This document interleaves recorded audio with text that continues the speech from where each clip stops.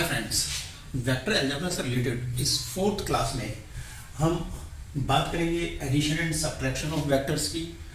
तब जब वेक्टर्स हमें दिए हैं कंपोनेंट फॉर्म में, यानी कंपोनेंट फॉर्म में वेक्टर्स अगर हमारे पास हैं तो उनको कैसे ऐड या सब्ट्रैक्ट करना है। फिर हम बात करेंगे दो वेक्टर्स के रिजल्टेंट का मैग्नीट्यूड और उसकी डायरेक्शन निकालने के मैथमेटिकल मेथड की। क्यों?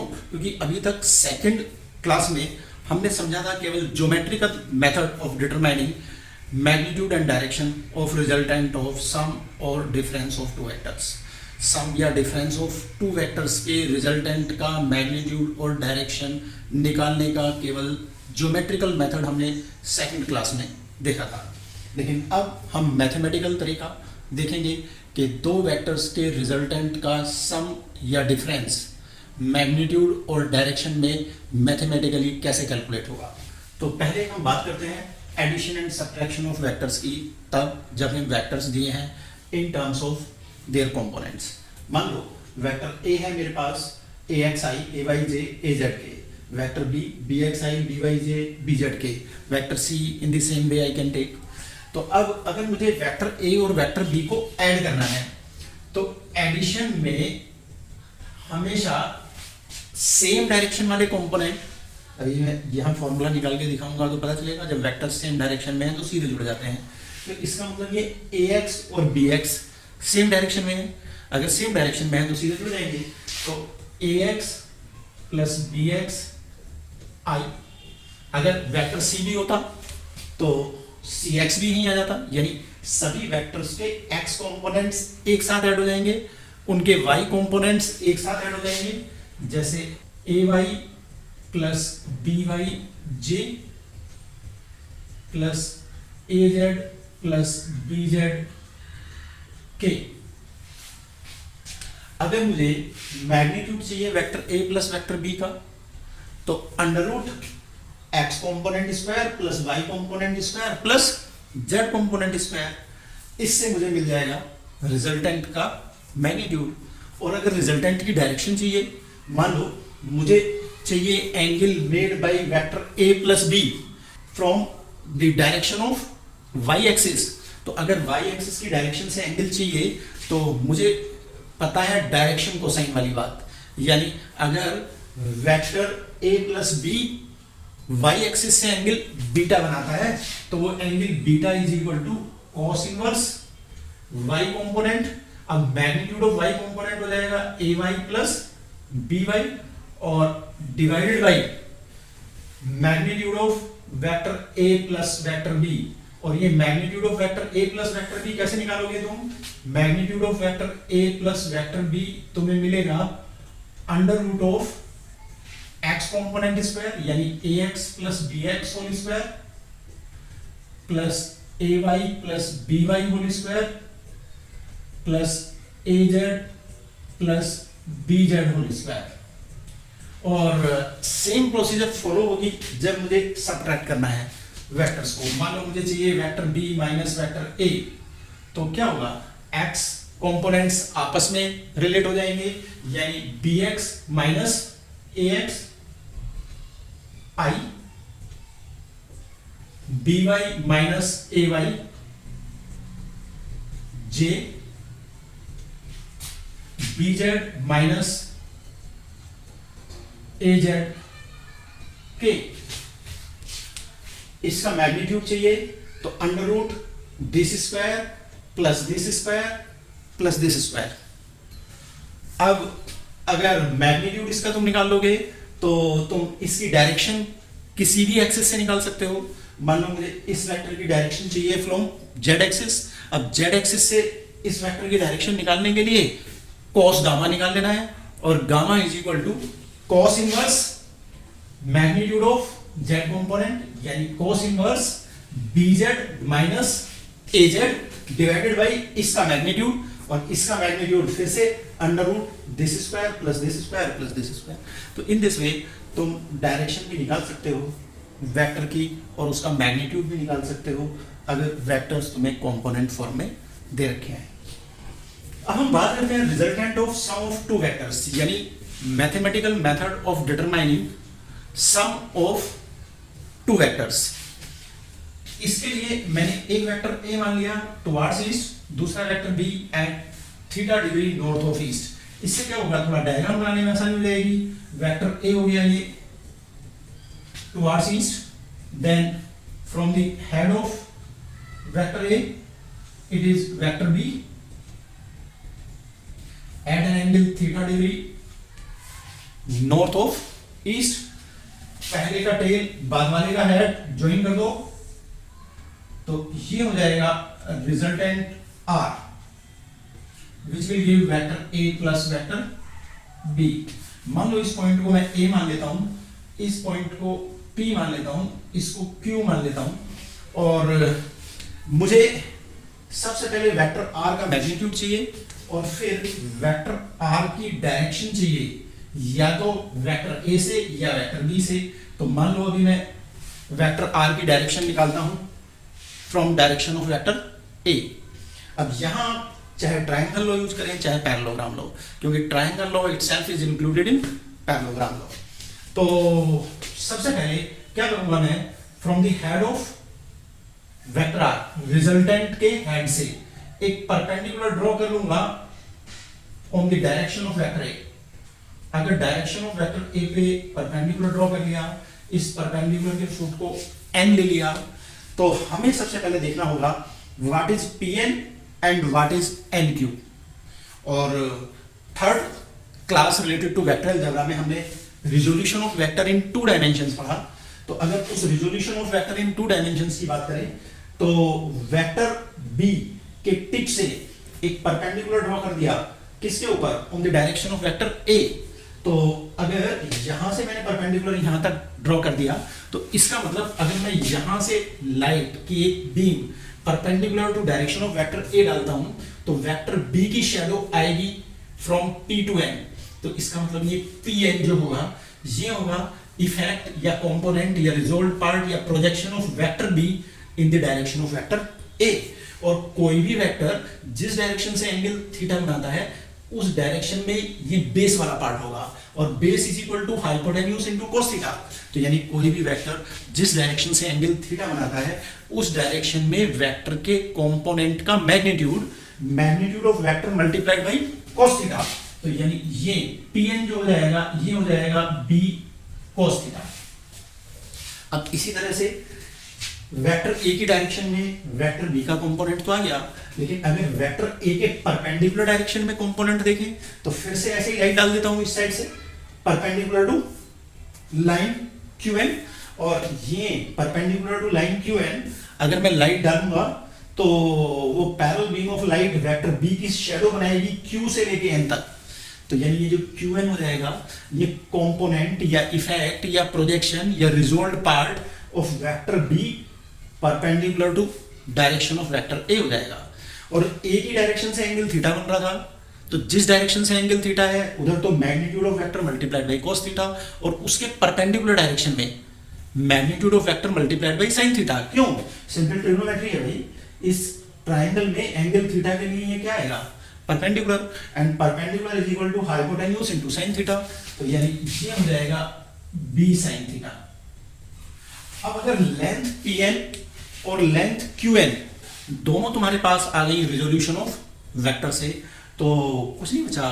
अब क्या करेंगे, triangle OQN being a right angle triangle, तो इसमें ट्रिग्नोमेट्री यूज कर लेंगे, पाइथागोरस थ्योरम यूज कर लेंगे, ट्रिग्नोमेट्री यूज करके एंगल फाई निकाल लेंगे, पाइथागोरस यूज करके OQ की लेंथ निकाल लेंगे।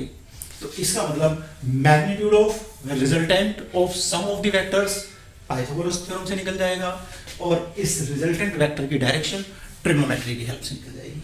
कैसे? By Pythagoras theorem in triangle ONQ। Pythagoras theorem लगाएं तो OQ square is equal to ON square plus NQ square. ON अगर बोले तो ON is OP plus PN, तो OP plus PN whole square plus NQ square. Now what is OQ? OQ is magnitude of vector R, यानी resultant of sum of two vectors का मैग्नीट्यूड। तो ये हो गया R square is equal to OP magnitude of vector A, यानी A plus PN, PN means B cos theta, magnitude of component of vector B in the direction of vector A। तो ये B cos theta whole square plus NQ, अगर NQ बोले तो क्या B sin theta, तो B sin theta whole square. This implies R square is equal to A square plus B square cos square theta plus 2AB cos theta plus B square sine square theta. अब ये B square sine square theta और B square cos square थीटा को एक साथ ले आते हैं। B स्क्वायर कॉमन लेंगे तो cos square theta plus sine square theta, हमारे पास बचेगा R square is equal to A square plus B square into cos square theta plus sine square theta और प्लस 2AB cos थीटा। और यहां से magnitude of resultant यानी R हमारे पास आ जाएगा under root of A square plus B square plus 2AB cos theta. तो इन दिस वे अगर हमारे पास वेक्टर A और वेक्टर B के मैग्नीट्यूड्स हैं, उनकी डायरेक्शंस के बीच में एंगल थीटा है, तो हम मैथमेटिकली कैलकुलेट कर सकते हैं magnitude of resultant of sum of those two vectors. अगर मुझे इसकी डायरेक्शन चाहिए तो डायरेक्शन निकालने के लिए मैं ट्रिग्नोमेट्री लगाता हूं, निकालता हूं tan phi। Again from triangle ONQ हमें मिलेगा tan phi is equal to perpendicular यानी QN अपॉन बेस यानी ON। QN is B sin theta upon ON is A plus B cos theta. So this means phi यानी angle made by resultant from the direction of vector A, phi is equal to tan inverse B sin theta upon A plus B cos theta.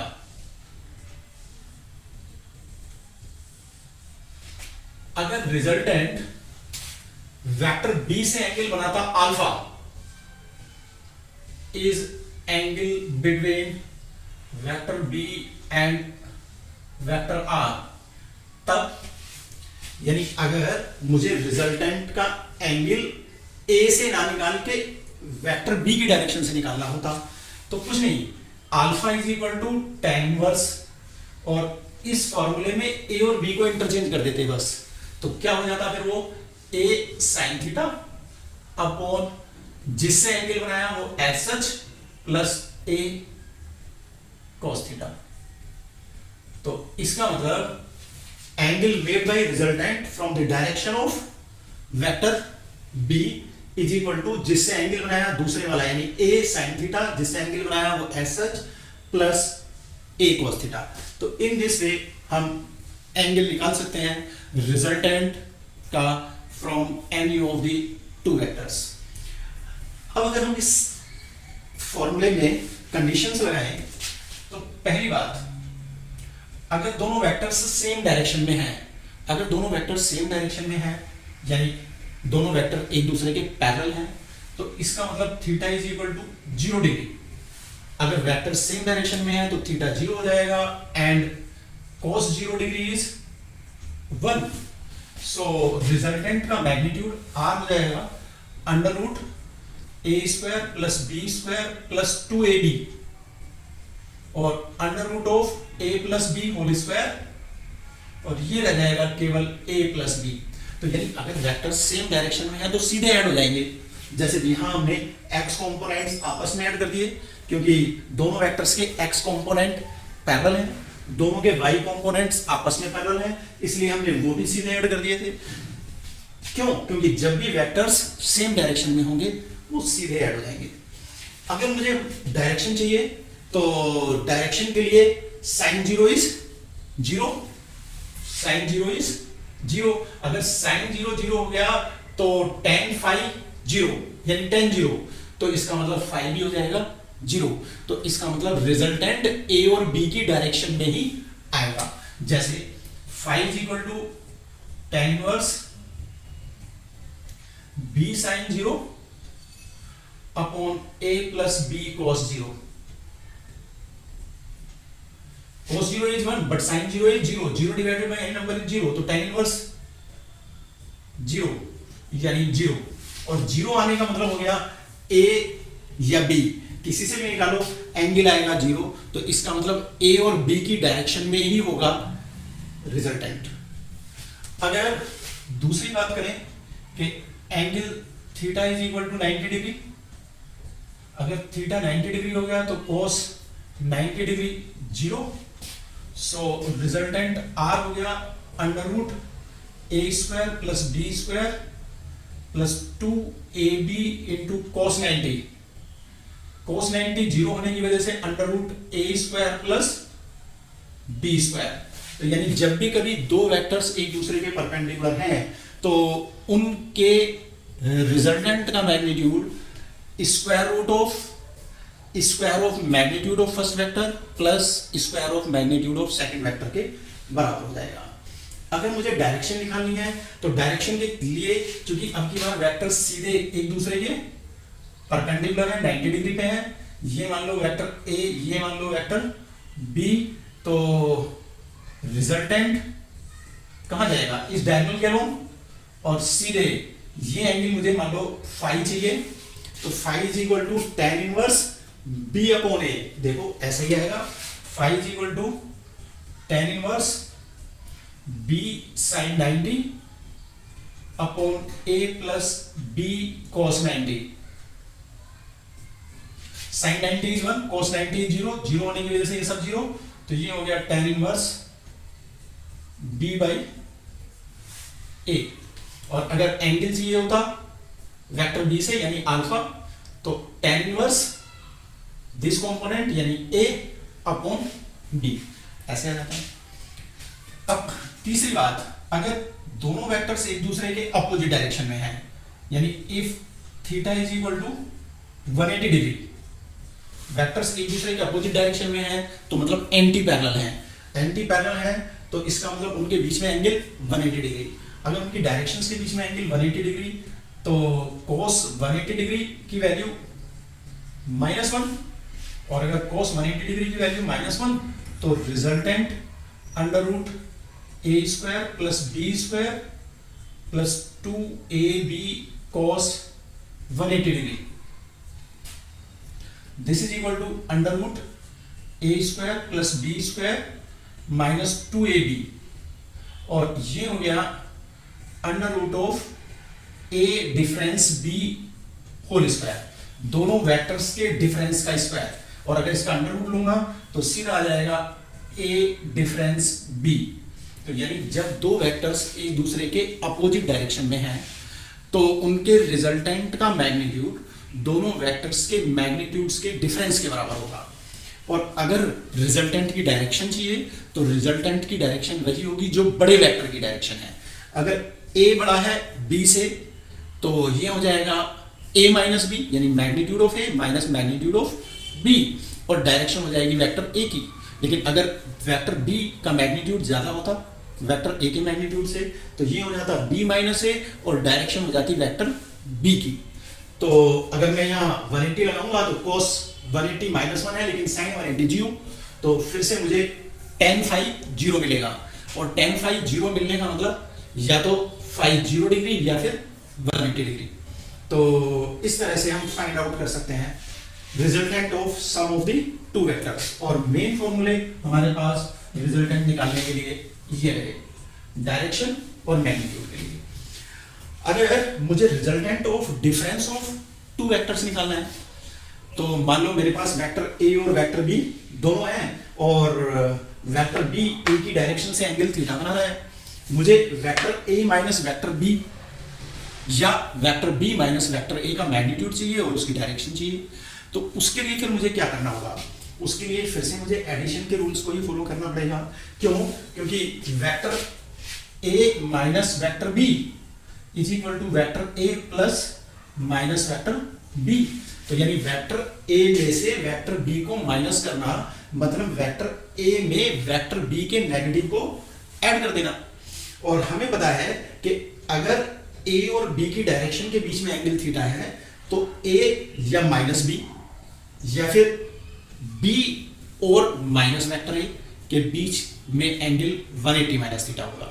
तो यानी अगर दो vectors की directions के बीच में angle theta है तो किसी एक वेक्टर और दूसरे के नेगेटिव वेक्टर के बीच में एंगल हमेशा 180 माइनस थीटा होगा। तो इसका मतलब जब मुझे ए और बी के डिफरेंस का मैग्नीट्यूड निकालना है तो मान लो वो मैग्नीट्यूड हो गया आर डैश, तो आर डैश मुझे मिल जाएगा तब जब मैं यहाँ थीटा को रिप्लेस कर दूंगा 180 माइनस थीटा से, और मेरे पास फॉर्मूला आ जाएगा under root a square plus b square plus 2ab cos 180 degree minus theta. This is equal to under root a square plus b square और cos 180 minus theta is minus cos theta, तो minus 2ab cos theta. तो यानी सम के लिए plus 2ab cos theta है तो difference के लिए माइनस 2ab cos थीटा है। और चाहे vector a minus vector b करो चाहे vector b minus vector a करो, दोनों के रिजल्टेंट का मैग्नीट्यूड सेम ही होगा। अगर मुझे डायरेक्शन चाहिए तो direction from vector a phi is equal to tan inverse b sin 180 minus theta upon a plus b cos 180 minus theta. यानी केवल सम वाले फॉर्मूले में थीटा को 180 माइनस थीटा से रिप्लेस कर देना है। sin 180 minus theta is sin theta while cos 180 minus theta is minus cos theta. तो इसका मतलब ये हो जाएगा tan inverse b sin theta upon a minus b cos theta. तो इस तरह से हम सम और डिफरेंस ऑफ टू वेक्टर्स के केस में रिजल्टेंट का मैग्नीट्यूड और उसकी डायरेक्शन फाइंड आउट कर सकते हैं।